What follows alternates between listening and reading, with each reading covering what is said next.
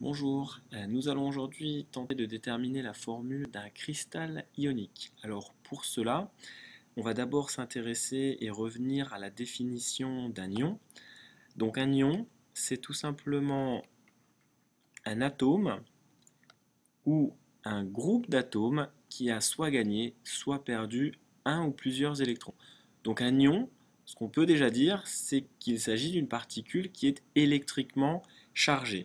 Alors, un cristal ionique maintenant, un cristal ionique, c'est un arrangement d'ions, tout simplement. Donc c'est un arrangement d'ions très ordonné, on peut rajouter. Alors, la chose qui est fondamentale là-dedans, c'est de voir que le cristal ionique, c'est un solide, et que il est, d'un point de vue électrique, neutre. Il est bien sûr formé par des ions, comme son nom l'indique, donc il va falloir faire attention à la charge de ces ions pour savoir combien on va mettre d'ions dans le cristal ionique. Alors, un premier exemple, c'est l'exemple du sel de table. Alors, le sel de table, il est composé, c'est un cristal ionique qui est composé de deux ions, qui est composé des ions Na+, l'ion sodium, et de l'ion Cl-, l'ion chlorure. Eh bien, quand ces ions se rencontrent, ils peuvent donner lieu au cristal, et le cristal, on l'écrit de cette façon. Eh bien, avec le cation en premier, avec combien de cations je retrouve? Ici, je n'ai pas de chiffre, donc j'ai un 1. Et l'anion, avec le nombre d'anions que je retrouve dans le cristal. Donc ici, il est à l'état solide. Alors au niveau des charges électriques, j'ai bien un plus qui s'associe avec un moins. Je suis bien neutre. Allez, on va faire un exemple un petit peu plus difficile en prenant par exemple un cristal de chlorure de magnésium, par exemple. Alors le chlorure de magnésium, il est formé des ions magnésium, Mg2+, et des ions chlorure, comme tout à l'heure, Cl-.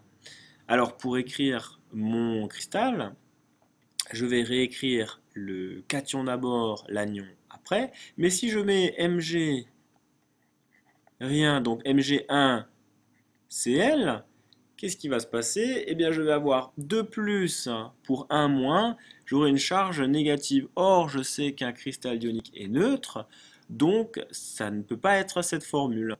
Alors, qu'est-ce qu'il faut? Il faut eh bien, mettre pour chaque Mg de plus, on va mettre 2 Cl- dans le cristal. Et où je retrouve ce 2? Eh bien, je le retrouve ici en indice.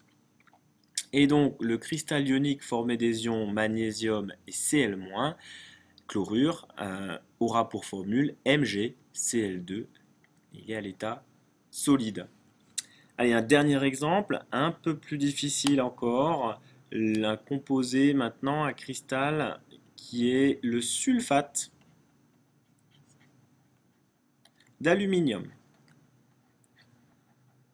Alors, le sulfate d'aluminium, comme son nom l'indique, alors quand on donne son nom, vous voyez que c'est d'abord l'anion qui est cité en premier et ensuite le cation.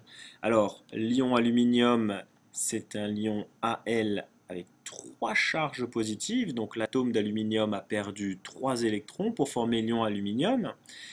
Et l'ion sulfate, c'est ce qu'on appelle un ion polyatomique, donc composé de plusieurs atomes, un atome de soufre et 4 atomes d'oxygène, et le tout a gagné 2 électrons.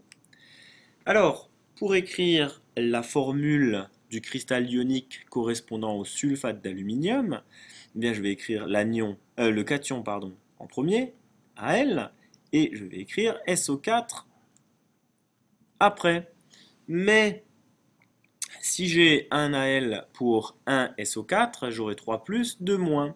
La seule solution, et il faut que le cristal ionique soit neutre. Donc ici, si je multiplie par 2, je vais avoir 6 plus. Je vais alors multiplier par 3 ici et je vais avoir 6 moins. Donc la formule du solide, donc du cristal ionique de sulfate d'aluminium, va pouvoir s'écrire Al2SO4. Alors là, si je mets un 3 ici, j'ai un problème, hein. Le 3, il se rapporte uniquement à l'élément précédent. Or, ce sont bien 3 ions sulfate. Donc je vais mettre des parenthèses pour dire que je parle bien de 3 fois l'ion sulfate en entier et de 2 fois l'ion aluminium. Ici, je n'ai pas besoin de parenthèses puisque ça s'applique directement à l'élément aluminium. Et ici, je suis solide. Donc voilà, vous voyez que dans la formule d'un cristal ionique, même s'il est formé d'ions, on ne retrouve pas des charges à l'intérieur de l'écriture de la formule. Par contre, on a besoin de connaître les charges des ions pour savoir combien il faut mettre de chaque ion dans la formule du cristal.